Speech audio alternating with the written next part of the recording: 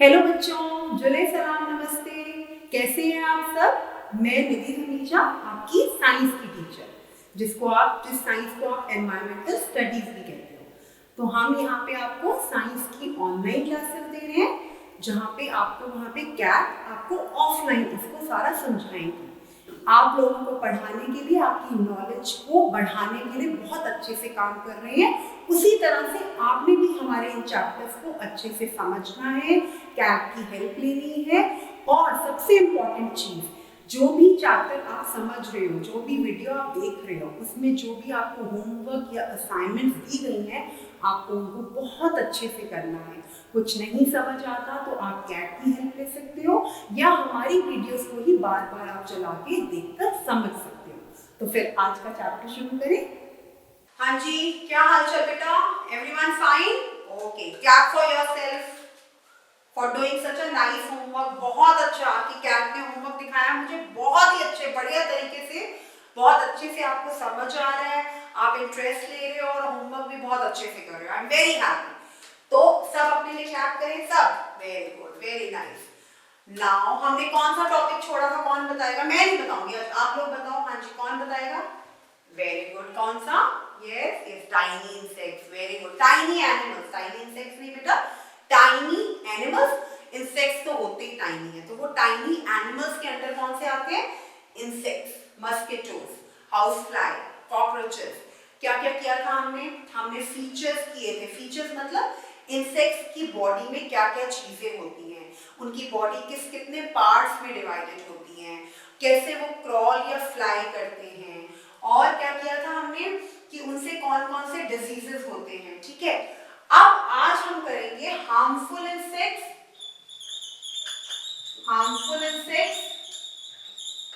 And useful insects. आप कहोगे ma'am कि दोनों चीजें होती है? हाँ जी, कुछ फायदे और कुछ नुकसान। इंसेक्ट से कुछ, how your body can be harm, आपकी बॉडी पे कैसे नुकसान हो सकता है इन इंसेक्ट्स का, और कैसे ये इंसेक्ट्स हमारी लाइफ में, नॉट बॉडी पे बट हमारे को इनकी कैसे जरूरत पड़ सकती है, और किन चीजों में ये इंसेक्ट्स हमारे लिए बहुत ज्यादा हेल्पफुल तो नहीं, बहुत ज्यादा लाभदायक, कैसे हमें यूजफुल हो सकते हैं। तो पहले हम कवर करेंगे इंसेक्ट्स व्हिच आर हार्मफुल। मैंने होमवर्क दिया था आपको कि आपने ऐसे 4 इंसेक्ट्स का नाम लिखना है जो आप अपने घर पे या अपने आसपास देखते हो रोजमर्रा में। लिख लिए सबने, उनके आंसर्स आ गए। एक आपने 2-3 इंसेक्ट्स ऐसे लिखने हैं जो आप सिर्फ रात के टाइम पे देखते हो, वो बहुत कम आंसर्स आए हैं बेटा। कॉकरोचेस होते हैं मोस्ट ऑफ द टाइम, रात को जो आपको इंसेक्ट दिखते हैं वो आपको, कॉकरोच आपको दिन में बहुत कम दिखेगा। ठीक है, वो उसके आंसर्स हो गए। उसके बाद एक चीज मैं आपको बताना भूल गई थी कि मैं आपको कैट को, जो आप कैट की हेल्प से कर सकते हो, डिफरेंट इंसेक्ट्स की पिक्चर्स दिखाऊंगी, डिफरेंट इंसेक्ट्स की पिक्चर्स दिखाऊंगी, और आपको उनको आइडेंटिफाई करना है कि ये कौन सा इंसेक्ट है। क्योंकि इंसेक्ट्स की बॉडी जो होती है मोरलेस, जैसे हाउस फ्लाई की दिखाई थी, वो भी कॉकरोच की तरह ही लगता है।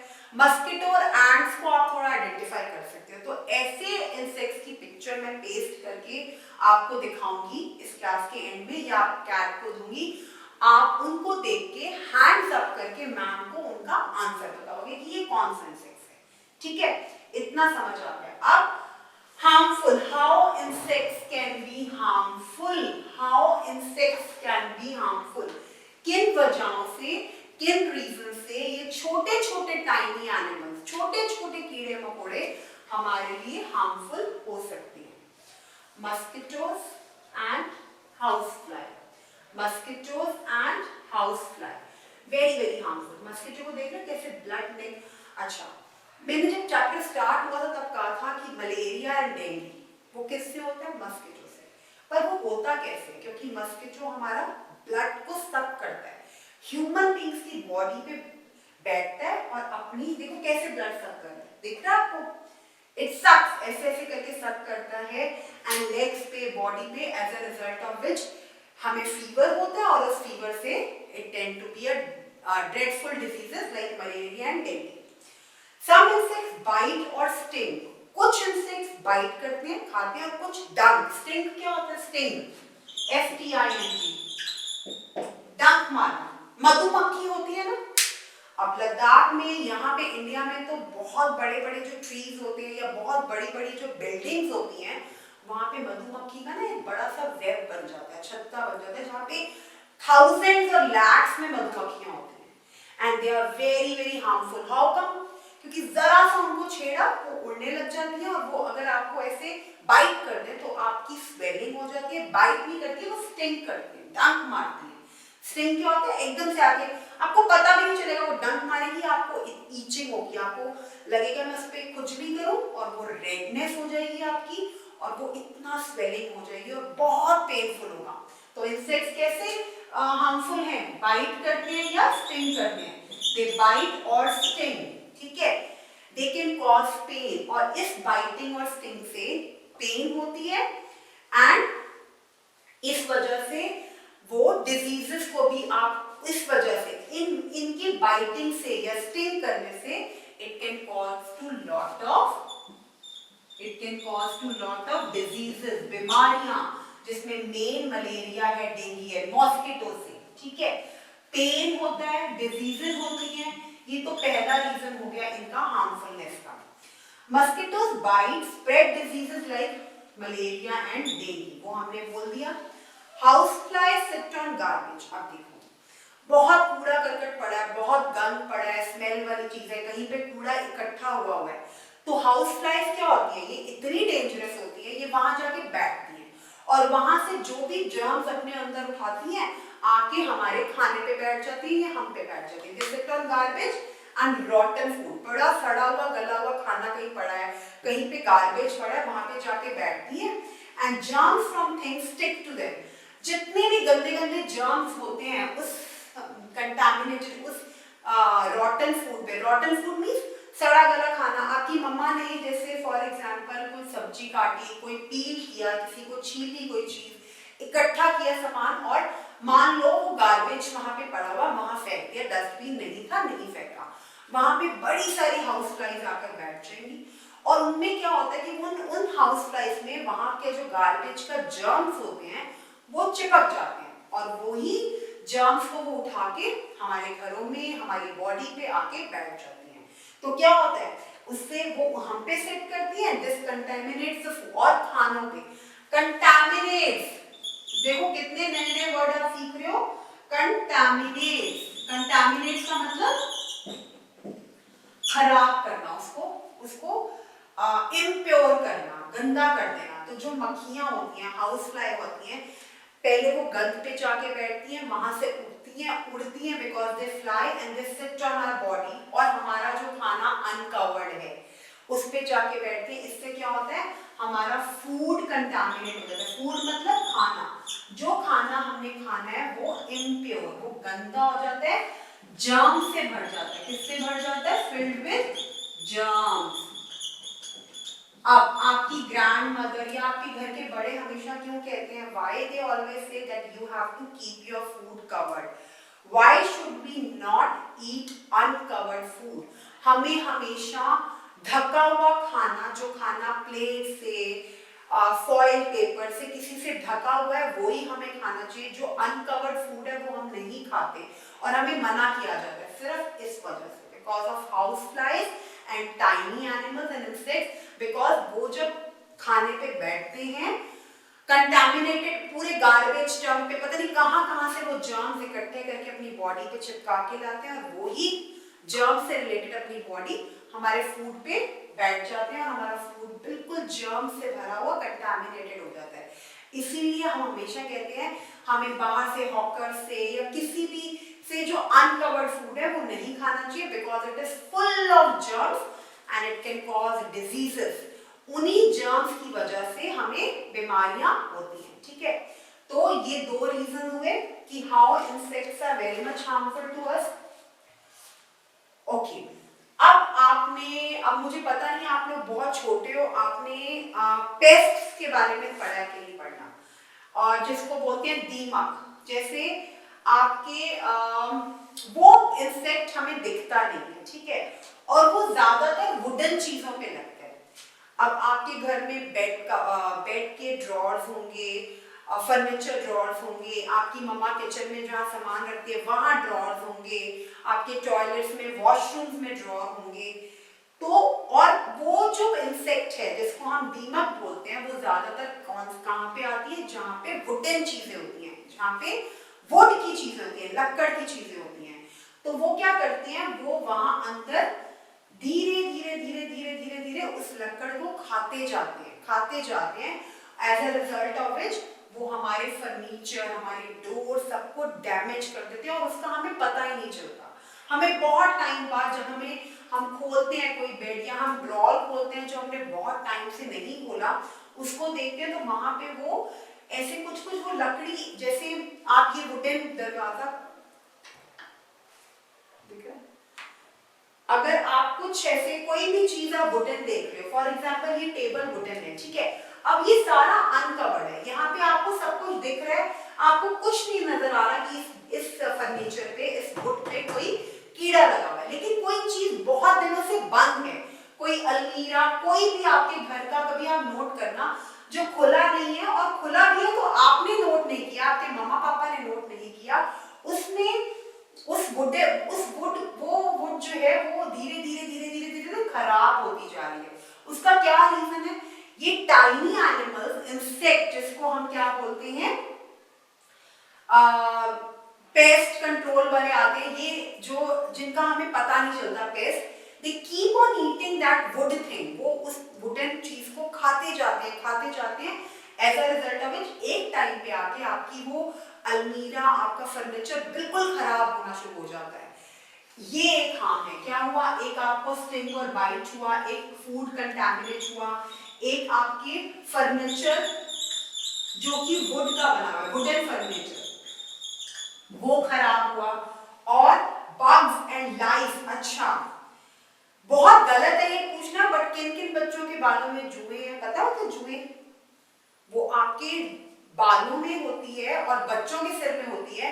You keep on doing like this, ऐसे ऐसे करते रहते हो और आपको पता नहीं चलता कि मेरे बालों में इतनी खारिश, इतनी खुजली क्यों है। वो किस लिए होती है, लाइस से। ये भी बहुत खतरनाक इंसेक्ट है, tiny animal. This is the type of animal which comes in your head under the hair. They make their home under your hair and keep on sucking your blood. आपके ना खून को पीती रहती हैं, जिससे आपको ईचिंग होती है, आपका हैंड ऑटोमेटिकली सिर पे जाता है और आपको दिल करता है मैं खुजली करती रहूं, और ये बहुत हार्मफुल होती है because it keep on licking your blood. जैसे मस्किटोज आपके आउटर बॉडी पार्ट से ब्लड को सक करते हैं, वैसे जो लाइस है ये आपके हेयर के अंदर या आपकी बॉडी पार्ट पे बैठ के सक करती रहती है ब्लड, और जिससे आपका ब्रेन वीक हो जाता है। आपको लर्निंग, जो आप छोटे बच्चे हो, आप इतने फ्रेश रहते हो और आप इतने एनर्जेटिक हो, तो ये इतना हार्मफुल इंसेक्ट है अगर ये बालों में पड़ जाए। ये किस लिए आता है, अनटाइडी रहने से, बालों को साफ ना करने से ये लाइस होती है और ये आपके ब्लड को सक करती रहती है, जिससे आपको खुजली होती है, आप बहुत इरिटेटेड और बहुत, आप क्या कहोगे, बहुत ज्यादा आपको परेशानी होती रहती है जब तक ये निकलती नहीं है, ठीक है। और क्या कहेंगे, अच्छा, अब क्रॉप्स होती हैं, जो विलेजेस होते हैं वहां पे क्रॉप्स होती हैं, फार्मर्स जो होते हैं, जो किसान होते हैं, वो क्रॉप्स उगाते हैं। तो क्या करते हैं, वो जब क्रॉप्स बड़ी बड़ी होती हैं तो वहां पे भी इंसेक्ट्स बैठते हैं और जिस वजह से वो क्रॉप्स खराब होने लग जाती है। तो उसके लिए हमारा क्या होता है, वहां पे भी क्रॉप्स को भी ये खराब करते हैं। समझ आ गया। तो ये कुछ इंसेक्ट्स हैं जो आपको क्रॉप्स को भी खराब कर रही है, लाइस आपके हेड पे आपको बहुत इरिटेशन दे रही है, ब्लड सक कर रही है, मस्किटो से मलेरिया एंड डेंगू हो रहा है। तो ये सब इंसेक्ट्स हैं जो बहुत ज्यादा हार्मफुल है, ठीक है। अब ये चीजें थी जो आपने पढ़ी कि हाउ इंसेक्ट्स आर हार्मफुल। अब कुछ चीजें ऐसी हैं जिससे आप ये निकाल सकते हो कि कैसे वो यूजफुल है, ठीक है। अभी तक हमने पढ़ा हार्मफुलनेस, कैसे इंसेक्ट्स हार्मफुल हैं। अब हम पढ़ेंगे कि वो यूजफुल कैसे हैं, हाउ इंसेक्ट्स आर यूजफुल।